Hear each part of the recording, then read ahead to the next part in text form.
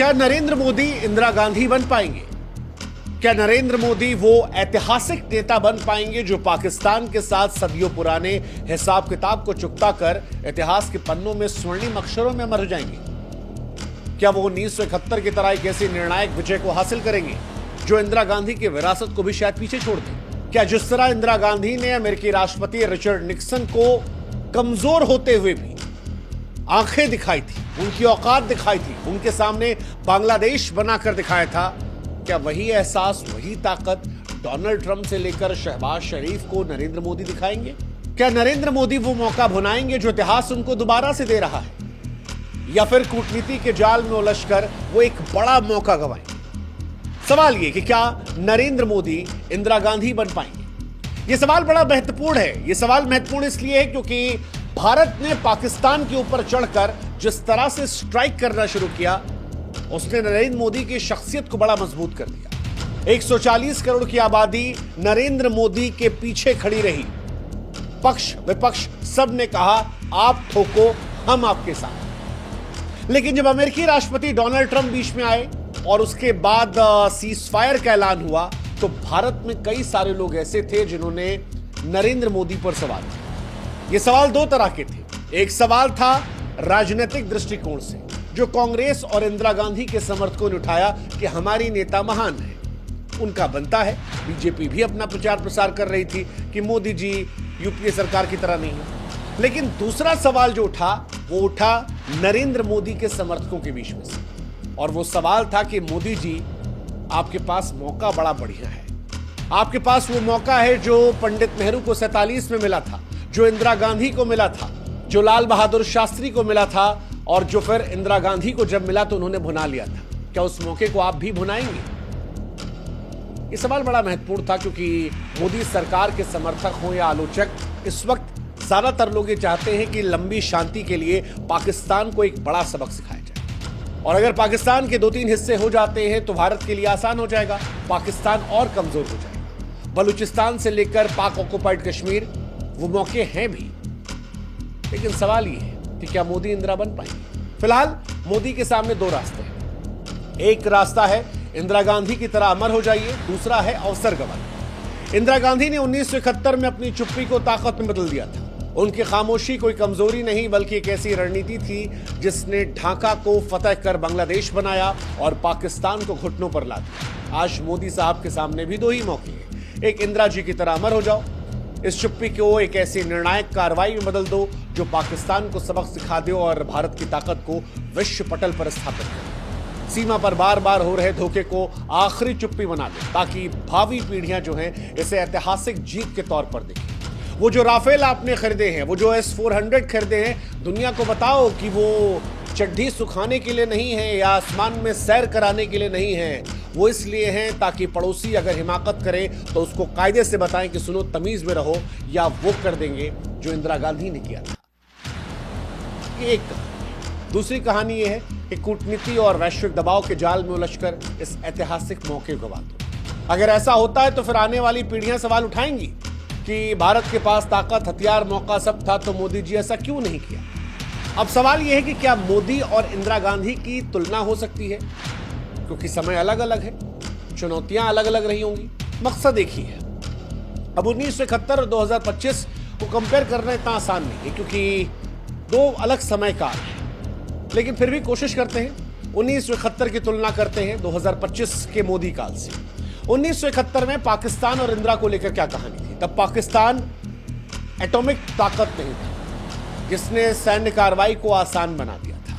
पूर्वी और पश्चिमी पाकिस्तान जो है वो सैकड़ों किलोमीटर दूर थे और भारत जो है वो भौगोलिक दृष्टिकोण से उनके बीच में था। इंदिरा गांधी ने इस कमजोरी का फायदा उठाया। अमेरिका और निक्सन का दबाव था, लेकिन इंदिरा गांधी उस वक्त सोवियत संघ के साथ रणनीतिक गठजोड़ करती हैं और उसका मुकाबला करती है। नतीजा, ढाका पर कब्जा होता है, बांग्लादेश का निर्माण होता है और पाकिस्तान को शर्मिंदा करने वाली वो 93,000 सैनिकों के आत्मसमर्पण की तस्वीरें आती हैं। लेकिन 2025 में मोदी साहब के लिए चुनौतियां अलग हैं। फिलहाल पाकिस्तान एक एटॉमिक पावर है। सैन्य कूटनीतिक चुनौतियां जो हैं वो जटिल बनाती हैं। अमेरिका से लेकर चीन नजर रखे हुए हैं। एक भी गलत कदम क्षेत्रीय स्थिरता को बढ़ा सकता है। सोशल मीडिया का दौर है, कुछ भी होगा, सरकार पर दबाव बन सकता है। लेकिन फिर भी एक सच तो है कि भारत पहले के मुकाबले बड़ा मजबूत है, आर्थिक तौर पर मजबूत है, सैन्य तौर पर मजबूत है। भारत ने राफेल S-400 खरीद रखे हैं। अब यहीं से सारा कंपैरिजन शुरू होता है कि क्या मोदी साहब जो है वो इस दौर की चुनौतियों को देखते हुए उस दौर में जो इंदिरा गांधी ने किया था उससे बड़ी, उससे अच्छी विरासत बना पाएंगे उसके बराबर। हालांकि इंदिरा गांधी का जब ये नाम आया तो जैसा कि हमने बताया कि इंदिरा गांधी की नरेंद्र मोदी से तुलना जो है उसकी प्रेरणा पॉलिटिक्स से है। एक प्रेरणा कांग्रेस के लोगों की और दूसरी प्रेरणा जो है वो है बीजेपी के लोगों की। चाहते हैं कि मोदी साहब इंदिरा जी जैसा कुछ कर दें, बड़ा काम कर दें और पाकिस्तान को सबक सिखा दें। लेकिन जो पॉलिटिकल वाली कहानी है उसको लेकर भी एक चर्चा शुरू हो गई, वो ये कि मौजूदा दौर में जो सियासी लोग कह रहे हैं इंदिरा गांधी, वो इंदिरा जी के बाद जब जितने हमले हो रहे थे तो जो बीच के प्रधानमंत्री हैं उनसे क्यों नहीं पूछ रहे थे। वैसे सही भी है, एक सवाल इंदिरा जी को लेकर भी उठ रहा है क्योंकि उनकी विरासत भी सवालों से छूती नहीं है। जैसे शिमला समझौते में उन्होंने जीता हुआ क्षेत्र जो है और 93,000 पाकिस्तानी सैनिक वापस कर दिए थे। उस वक्त को लेकर कई लोग ये आरोप लगाते हैं कि इंदिरा जी चाहती तो कश्मीर का मसला हल कर सकती थी। और एक और बात आती है, 54 भारतीय युद्धबंदियों को वापस नहीं ला सके। और थोड़ा डिटेल में समझा देते हैं, शायद आप समझ जाएं। 1971 के युद्ध में भारत ने पाकिस्तान के 90 से 93,000 सैनिकों को गिरफ्तार किया था। सैनिक नागरिक दोनों थे। माना आता है कि 81-82,000 सैनिक थे, बाकी नागरिक थे। 8 महीने बाद 1972 में शिमला समझौता हुआ और इन तमाम लोगों को रिहा कर दिया गया। तत्कालीन प्रधानमंत्री इंदिरा गांधी के इस फैसले को लेकर तब काफी आलोचना हुई थी। कईयों का मानना था कि कश्मीर के मसले को वो सुलझा सकती थी। और दूसरा वो मिसिंग 54 वाला जो बीजेपी के लोग आरोप लगाते हैं। मिसिंग 54 की कहानी यह है कि भारतीय सशस्त्र सेना के 54 अधिकारी जवान जो थे वो गायब थे और इन्हीं लोगों को लेकर सवाल उठा है। अब इनको लेकर ये सवाल उठता है कि कुछ का मानना था ये मर गए, कुछ का मानना था कि ये पाकिस्तान की जेल में है। ये बहुत सीरियस है। इसको लेकर एक फिल्म भी आई थी अमिताभ बच्चन, अक्षय खन्ना की दीवार, अगर आपने देखी हो, कुछ इसी से मिलती जुलती। तो इंदिरा जी पर आरोप ये लगता है कि 93,000 सैनिक वापस कर लिए लेकिन 54 सैनिकों को लेकर कोई समझौता नहीं किया। हालांकि 54 सैनिक जिंदा थे, मर गए, इनके बारे में कोई जानकारी नहीं है। लेकिन पाकिस्तान के अंदर से ही कई बार ऐसी कहानियां आई कि अंदर जेल में रहने वाले लोगों ने चिट्ठी लिखकर बाहर अपनी बात पहुंचाई, लेकिन इन्हें भारत भी भूल गया। न ये उधर के रहे, न ये इधर के रहे और ये गायब हो गए और ये पाकिस्तान की जेलों में ही फंसे रह गए, जो बहुत दुखद और इंदिरा जी पर आरोप लगता है। जबकि मोदी जी के फैन कहते हैं कि हमने देखिए अभिनंदन को छुड़वा दिया।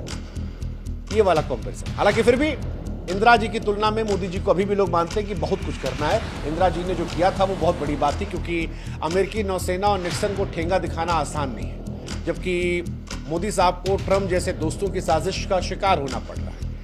इसीलिए शायद एक कंपैरिजन भी है, इंदिरा गांधी वर्सेस नरेंद्र मोदी, और ये चलेगा भी। अभी मोदी जी को कुछ तो बड़ा करना होगा अगर इंदिरा जी से आगे निकलना होगा। हालांकि एक सवाल इस बीच में जो उठा वो ये कि डोनाल्ड ट्रंप जो है वो दोस्त है या दुश्मन है।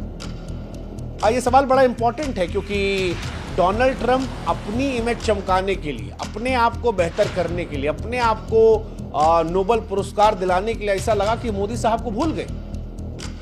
शायद उन्हें लगा कि मोदी साहब अगर इस युद्ध को लड़ते रहे तो इस सदी के सबसे ताकतवर नेता बन जाएंगे और डोनाल्ड ट्रंप अगर सुलझा देंगे तो शांति के दूत बन जाएंगे।